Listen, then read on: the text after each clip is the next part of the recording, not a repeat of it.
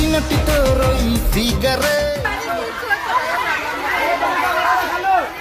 এই অবহেলার কারণে তো আজকে আমার সব শেষ হয়ে গেছে। আজকে সকালবেলা বলে বলছে যে কি রে এভাবে ইয়ে করতেছিস, আগুন লাগবে। মেয়েটা মানে টিকটকের প্রতি লোভ বেশি, ওরা কাজ করে করে যাইয়া যেখানে সেখানে টিকটক করে। ওই যে এই অবহেলার কারণে তো আজকে আমার সব শেষ হয়ে গেছে। আমি যে কিভাবে আছি, আমি আজকে সারাদিন মানে বিকাল থেকে আমি আমার ভিতরে নাই।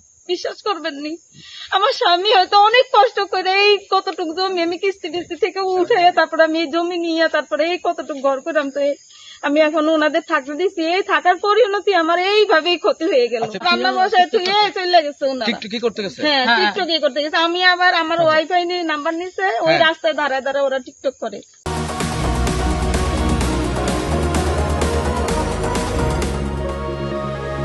সকালে বিকালে দুপুরে যখন আচ্ছা এই পাশে একটা পুষ্করণী আছে, এই পুষ্করণীর মধ্যে দাঁড়ায় দাঁড়ায় টিকটক করে, বা যেখানে মানে যেখানে যেভাবেই থাকে ওইভাবেই মোবাইল নিয়ে টিকটক করে। মূলত তারা কি করে, মানে কি কারণে এখানে ওনারা ভিক্ষা করে। তো ভিক্ষা করে? হ্যাঁ, ভিক্ষা করে। আজকে কি টিকটক করছে? আপনারা দেখছেন?